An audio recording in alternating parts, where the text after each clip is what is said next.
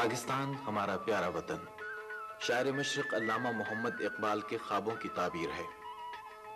ये मुल्क कायदे आज़म मोहम्मद अली जिन्ना की वलवला अंगेज क़यादत में बेलौस जद्दोजहद और बेबहा कुर्बानियों के नतीजे में 14 अगस्त 1947 लैलतुल क़द्र के मुक़द्दस मौके पर दुनिया के नक्शे पर उभरा।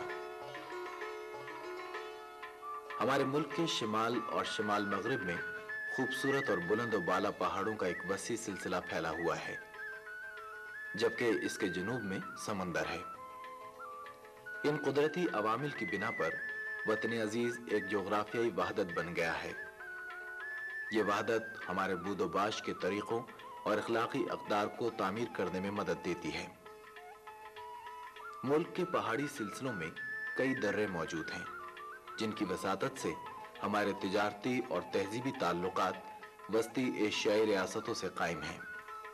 खित्ता अर्ज़ में साला साल बहने वाले दरिया, गहरी और खूबसूरत झीलें, बर्फपोश पहाड़ी सिलसिले, घने जंगलात, दूर तक फैला हुआ साहिली इलाका और खूबसूरत वादियां, ये सब मिलकर हमारे मौसमों को खुशगवार बनाते हैं, तहजीब व तमद्दुन को तामीर करते हैं और अखलाकी अक़दार को हुस्न अदा करते हैं। हमारा समंदर हमें खुले तौर पर मशरिक़ व मग़रिब में मौजूद कौमों के साथ तिजारती लेन देन में आज़ादाना हिस्सा लेने का मौका फराहम करता है। ये समंदरी सहूलत कई मुल्कों को हासिल नहीं। इस लिहाज से सोचा जाए तो हमें अज़ खुद माशी सबक़त और कुदरती बरतरी का एहसास होने लगता है। इन्हीं नेमतों के लिए हम अल्लाह ताला का जितना शुक्र अदा करें कम है। किसी भी मुल्क के तबई हालात वहाँ के मौसमों, लोगों के रहन सहन और तहजीब पर गहरा असर डालते हैं। बहरा अरब से लेकर को हिमालय के दामन तक फैले हुए मुल्क का नाम पाकिस्तान है। महल वक़ूअ के एतबार से पाकिस्तान दुनिया की कदीम तहजीबों के संगम पर वाक़ है। बर्फपोश पहाड़, बहते दरिया और पानी की फरावानी ये हमारे मुल्क का कीमती असासा है। यही अर्ज़ पाकिस्तान आज हमारे प्रोग्राम का मौजू है। कुर्रा अर्ज़ पर छोटे बड़े 200 से ज़ायद मुल्क आबाद हैं। हमारा वतन पाकिस्तान रकबे के एतबार से दुनिया का 10वां बड़ा मुल्क है। इसका कुल रकबा 8,68,591 मुरब्बा किलोमीटर है। अगर हम कुर्रा अर्ज़ को फ़िज़ा की बुलंदियों से देखें तो इसके सबसे वसी खुश्की के रकबे एशिया के वस्त में बुलंद तरीन पहाड़ों का एक सिलसिला है।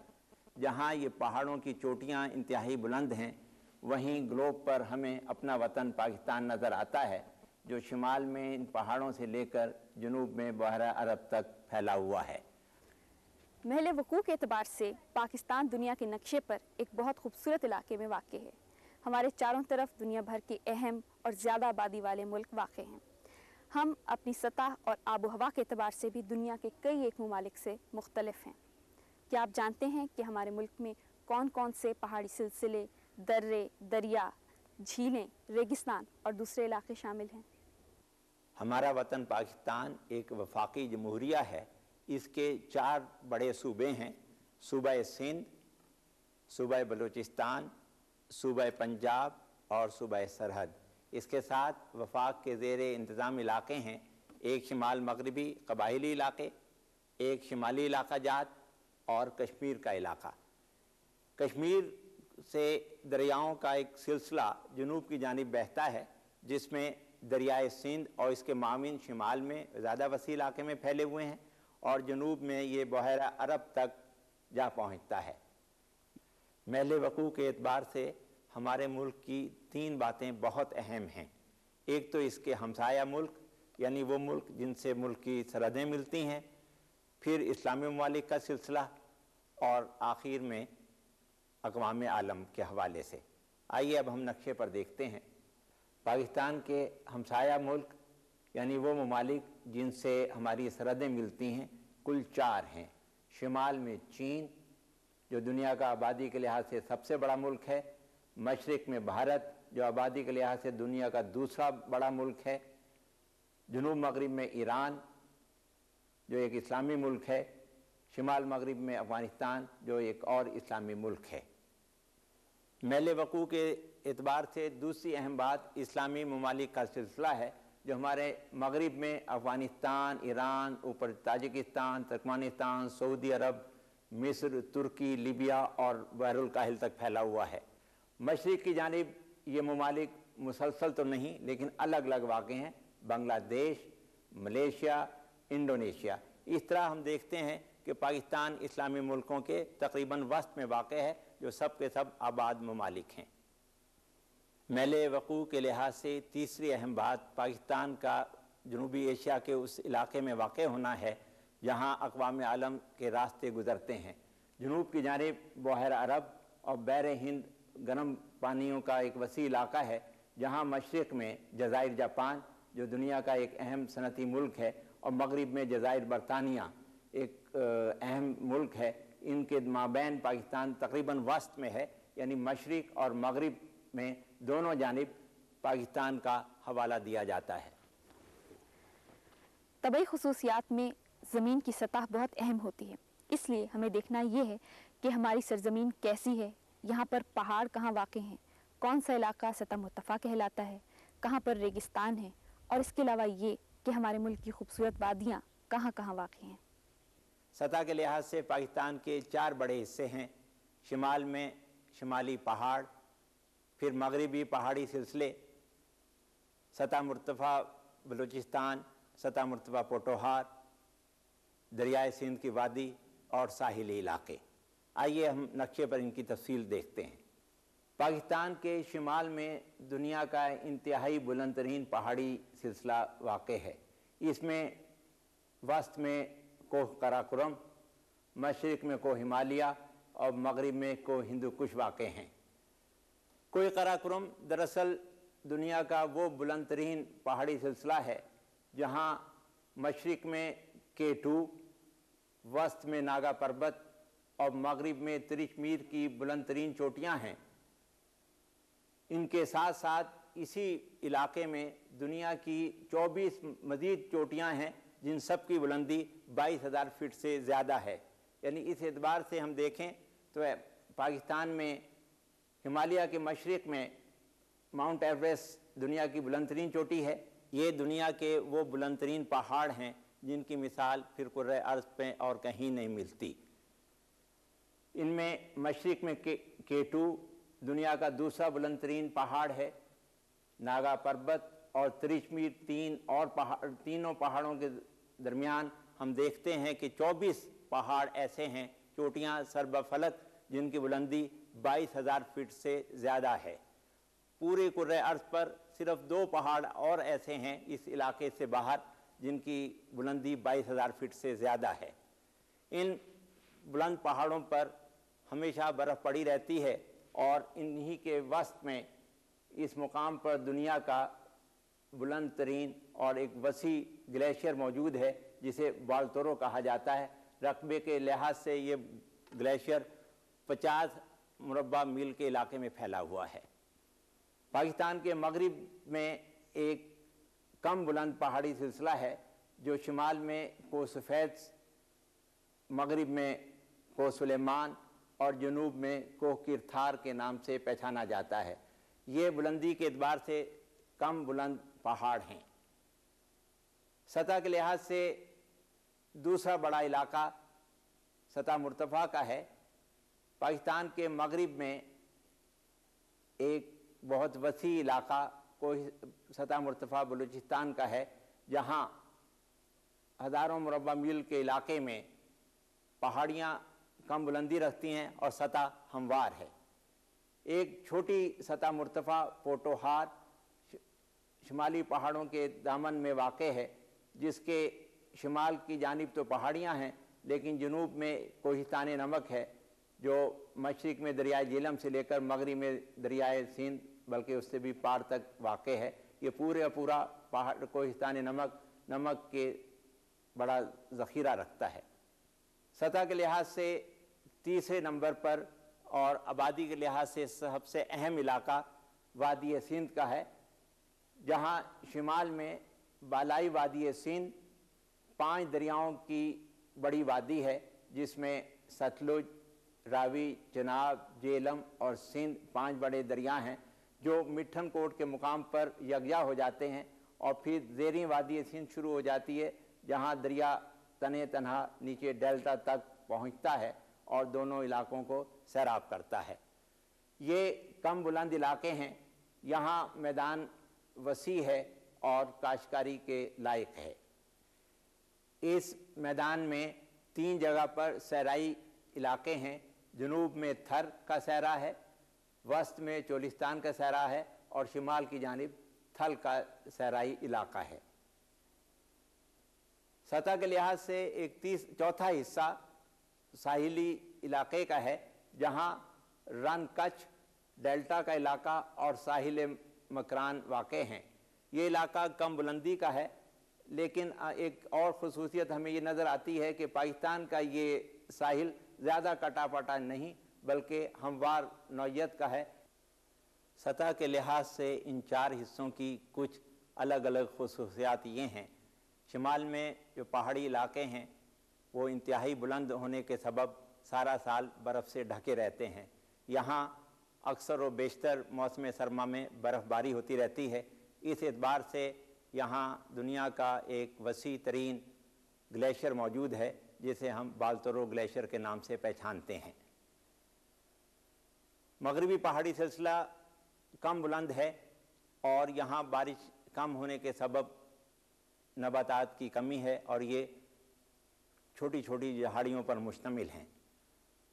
سطح مرتفع بلوچستان ایک وسیع علاقہ ہے جہاں پتھریلی چٹانوں کے مابین معدنیات موجود ہیں۔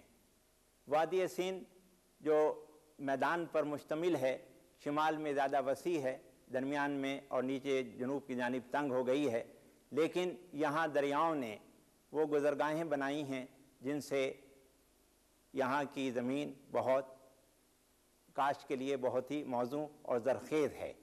ساحلی علاقہ کم کٹا پٹا ہے، لیکن اس کے ساتھ بھی سمندری مچھلی ہمارے لیے ایک نعمت ہے۔ اگر ہم اپنے طبعی حالات کا جائزہ لیں تو ہم دیکھیں گے کہ پاکستان کے طبعی حالات یکساں نہیں، یعنی گرمیوں میں شدید گرمی اور سردیوں میں شدید سردی۔ اس کی وجہ ساحلی علاقے کی کمی ہے۔ ہمارا ساحلی علاقہ محض 700 کلومیٹر پر مشتمل ہے۔ اب اس علاقے تک تو موسم میں یکسانیت ہے، لیکن جہاں سے یہ علاقہ قریب نہیں وہاں موسم میں یکسانیت نہیں۔ مثلاً بلوچستان کے طویل علاقے، صوبہ سرحد اور شمالی علاقوں کے ساتھ ساتھ ساحلی علاقہ نہ ہونے کی وجہ سے گرمیوں میں شدید گرمی پڑتی ہے اور سردیوں میں شدید سردی پڑتی ہے۔ کسی ملک کی وسعت اور سطح وہاں کی آب و ہوا کو متاثر کرتے ہیں۔ آب و ہوا میں سب سے اہم بات درجہ حرارت ہے، اور درجہ حرارت ہم جانتے ہیں کہ موسم کے حوالے سے 2 نمایاں مقام رکھتا ہے، یعنی گرمیوں کا درجہ حرارت جسے ہم زیادہ سے زیادہ درجہ حرارت کہتے ہیں، اور سردیوں کا درجہ حرارت جسے ہم کم سے کم درجہ حرارت کہتے ہیں۔ گرمیوں کا درجہ حرارت ماہ جون کا لیا جاتا ہے اور سردیوں کا درجہ حرارت ماہ جنوری کا لیا جاتا ہے۔ گرمیوں میں پاکستان میں جو درجہ حرارت کی کیفیت ہے وہ یوں کہ جون کے مہینے میں اوسطاً درجہ حرارت جنوبی علاقوں میں 30 درجے سینٹی گریڈ، اس سے اوپر 35 درجے سینٹی گریڈ، جبکہ وسط میں 40 درجے سینٹی گریڈ ہو جاتا ہے۔ یعنی اوسطاً جون کے مہینے میں پاکستان کے یہ علاقے انتہائی گرم علاقے ہیں۔ پھر شمال کی جانب بڑھتے ہوئے درجہ حرارت کم ہونے لگتا ہے، شمال میں 30 اور اوپر پہاڑی علاقوں میں جا کر یہ 25 سینٹی گریڈ رہ جاتا ہے۔ اس کے برخلاف موسم سرما میں کیفیت اس سے الٹ ہوتی ہے، جنوب کی جانب درجہ حرارت 15 سینٹی گریڈ تک رہتا ہے، اس سے شمالی علاقوں میں یہ مزید کم ہو جاتا ہے اور درجہ حرارت 10 یہ وسطی علاقوں میں یہاں تک پہنچ جاتا ہے، پہاڑی علاقے تک، جبکہ پہاڑی علاقے میں درجہ حرارت جو ہے وہ 5 ڈگری سینٹی گریڈ رہتا ہے۔ اس اعتبار سے ہم دیکھیں کہ پاکستان کا درجہ حرارت انتہائی سخت قسم کا ہے، یعنی گرمیوں میں زیادہ گرمی ہوتی ہے اور سردیوں میں زیادہ سردی۔ سرد علاقوں میں ایک اور چیز دیکھنے میں آتی ہے کہ جنوری اور فروری کے 2 مہینوں میں ہمارے 2 علاقے ایسے ہیں، ایک مغرب کی جانب کوئٹہ اور اس سے ملحقہ علاقے، جہاں اکثر و بیشتر جنوری کے مہینے میں درجہ حرارت نقطہ انجماد سے نیچے رہتا ہے۔ ایک شمالی علاقہ جات سکردو کے علاقے میں ہم دیکھتے ہیں اور گلگت کے علاقے میں کہ یہاں بھی جنوری کے مہینے میں درجہ حرارت نقطہ انجماد سے نیچے رہتا ہے۔ اس اعتبار سے پاکستان کے یہ 2 علاقے انتہائی سرد علاقے ہیں۔ درجہ حرارت دنیا میں ہواؤں کے نظام کو متاثر کرتا ہے۔ اس اعتبار سے پاکستان جہاں گرمی کے موسم میں انتہائی گرمی پڑتی ہے اور درجہ حرارت زیادہ ہو جاتا ہے، وہاں دنیا کے ہوائی نظام متاثر ہوتا ہے اور مانسون ہوائیں چلنے لگتی ہیں جو ہمارے علاقے میں بارش کا سبب بنتی ہیں۔ اسی اعتبار سے موسم سرما میں جب موسم سرد ہوتا ہے تو مغرب کی جانب سے سائیکلون اٹھتے ہیں جو ہمارے ملک تک پہنچ کر بارش کا سبب بنتے ہیں۔ اس اعتبار سے پاکستان میں دونوں موسموں میں بارش ہوتی ہے، موسم گرما میں بھی اور موسم سرما میں بھی۔ پاکستان کے مختلف علاقوں میں بارش کی سالانہ اوسط کچھ اس طرح سے ہے۔ جنوب میں ایک وسیع علاقہ ہے جہاں نسبتاً کم بارش ہوتی ہے۔ کراچی، عمر کوٹ اور ملتان یہ وہ علاقے ہیں جہاں سالانہ 10 انچ تک بارش ہوتی ہے۔ پاکستان کے وسط میں وہ علاقہ ہے جہاں 20 انچ تک بارش ہوتی ہے۔ یہاں مغرب میں جوب اور شمال مغرب میں پارا چنار، وسطی شہر سرگودا اور مشرق میں لاہور، یہ وہ تمام علاقہ ہے جہاں سال میں 20 انچ تک کل بارش ہو جاتی ہے۔ بارش کے لحاظ سے تیسرا علاقہ ایسا علاقہ ہے جہاں شمال کی جانب پہاڑ ہیں، لہٰذا یہاں زیادہ بارش ہوتی ہے۔ مغرب میں چترال، پھر وسط میں راولپنڈی اور مشرق میں سیالکوٹ، یہ وہ علاقے ہیں جہاں بارش 30 انچ سے زائد ہوتی ہے۔ جیسا ہم نے سطح کے حوالے سے دیکھا تھا، شمال میں یہ پہاڑی سلسلے واقع ہیں، لہذا یہ بارش کے لیے رکاوٹ کا سبب بنتے ہیں اور پھر کم بارش کے علاقے آ جاتے ہیں۔ گلگت کا علاقہ جہاں 20 انچ تک بارش ہوتی ہے اور اندرونی علاقہ جہاں 10 انچ سے بھی کم بارش ہوتی ہے، پھر سکردو کا علاقہ جہاں 5 انچ سالانہ بارش ہوتی ہے۔ یوں ہم دیکھتے ہیں کہ پاکستان کا تقریباً نصف علاقہ ایسا ہے جہاں بارش 10 انچ سے کم ہوتی ہے۔ وسط میں بارش بڑھتی ہے اور جو پھر پہاڑوں کی رکاوٹ کے سبب جا کر رک جاتی ہے اور یہاں زیادہ بارش ہوتی ہے۔ پہاڑوں کی دوسری جانب اوٹ ہو جانے کی وجہ سے پھر بارش میں کمی واقع ہو جاتی ہے اور شمالی پہاڑی علاقوں میں پھر خشک موسم رہتا ہے۔ پاکستان میں موسم گرما ایسا موسم ہے جبکہ وسطی علاقے میں انتہائی شدید گرمی پڑتی ہے۔ یہاں درجہ حرارت 50 ڈگری سے زیادہ ہو جاتا ہے، لہذا گرم ہوا اوپر کی جانب اٹھتی ہے۔ اس ہوا کے اوپر اٹھنے سے یہاں خلا واقع ہوتا ہے، جس خلا کو پر کرنے کے لیے سمندری جانب سے ہوائیں جو نسبتاً ٹھنڈی ہیں سمندر کے زیر اثر اس جانب بڑھتی ہیں۔ یہ ہوائیں سمندر سے اپنے ساتھ بخارات لاتی ہیں اور اس طرح بادلوں کا ایک سلسلہ پاکستان تک پہنچتا ہے جسے ہم مانسون ہوائیں کہتے ہیں اور ہمارے ہاں موسم برسات شروع ہو جاتا ہے۔ موسم برسات میں جوں جوں بارش پڑتی ہے ہمارے دریاؤں میں پانی کی سطح بلند ہونے لگتی ہے۔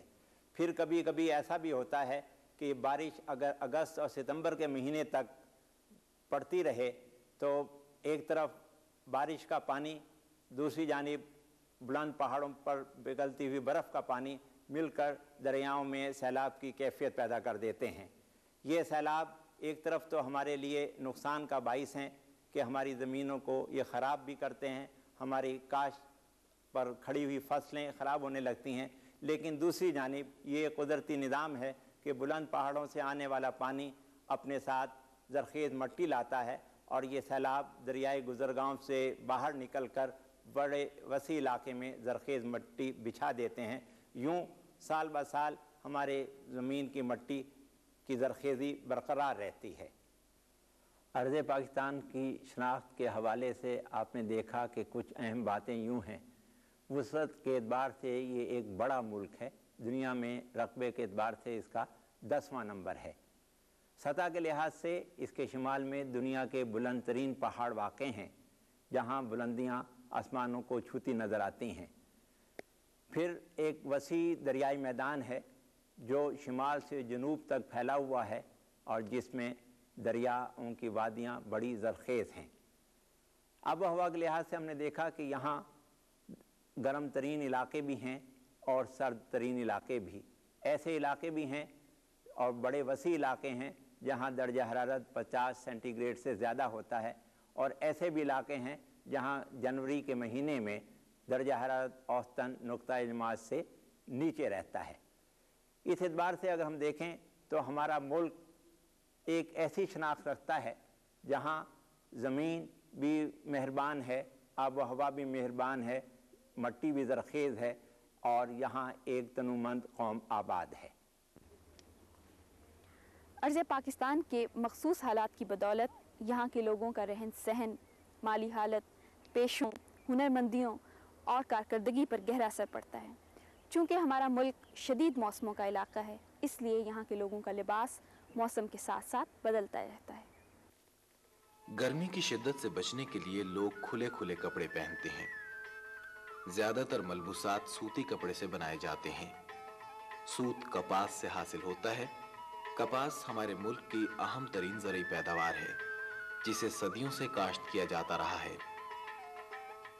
کپاس دریائے سندھ کی بالائی اور زیریں وادیوں کے علاوہ پنجاب کے جنوبی علاقوں میں کاشت کی جاتی ہے، جسے بڑی مقدار میں برآمد کر کے قیمتی زر مبادلہ کمایا جاتا ہے۔ ہر خطے کے لوگ پگڑی پہنتے ہیں، جبکہ خواتین سر پر چادر لیتی ہیں۔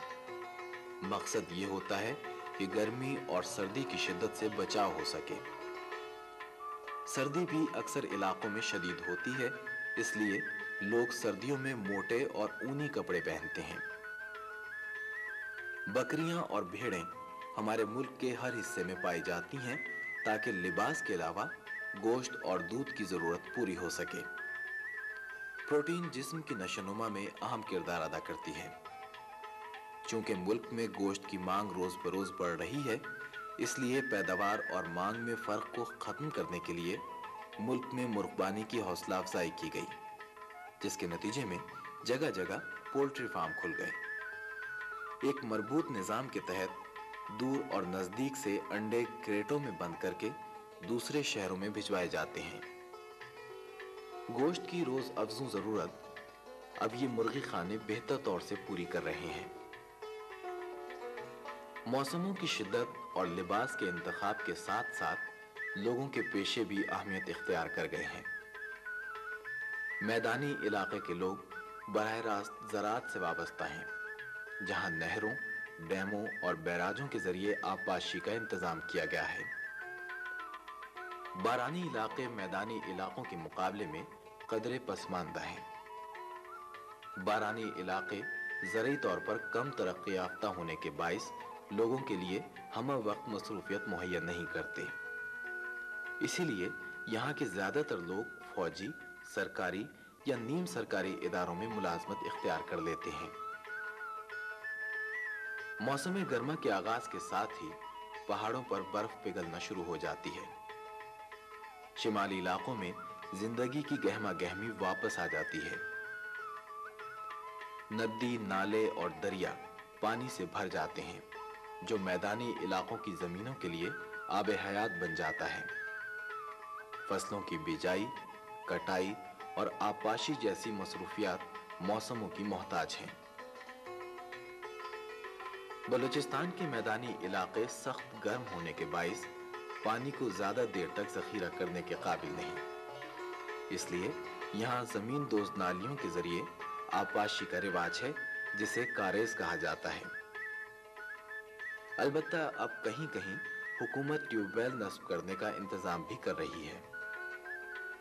بلوچستان کے کم زرخیز میدانی اور پہاڑی علاقوں میں جانور اور بھیڑ بکریاں پالنے کا دستور عام ہے۔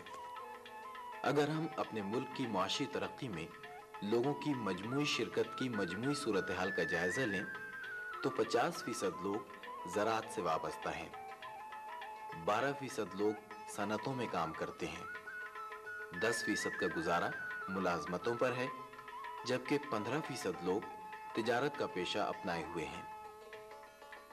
कमोबेश 20 से 30 लाख अफराद बैरून मुल्क मुलाजमत इख्तियार किए हुए हैं। मखसूस जुग्राफियाई हालात की वजह से हमारे मुल्क में आंधी, तूफ़ान, बर्फ़बारी, खुश्क साली और सैलाब वगैरह आते रहते हैं। इनकी वजह दर्जे हरारत और हवा का दबाव है। इन कुदरती आफात की वजह से मकान गिर जाते हैं, फसलें तबाह हो जाती हैं, रेलों और सड़कों का निज़ाम दरहम बरहम हो जाता है, दरख्त और जानवर सैलाब के रेले में बह जाते हैं। इन हालात पर काबू पाने के लिए बैराज बनाए जा रहे हैं, जगह जगह दरख्त लगाए जा रहे हैं और इत्तला देने के निज़ाम को बेहतर बनाया जा रहा है ताकि आइंदा नुकसानात कम से कम हों और मुल्क तरक्की की शाहराह पर आगे से आगे बढ़ता चला जाए।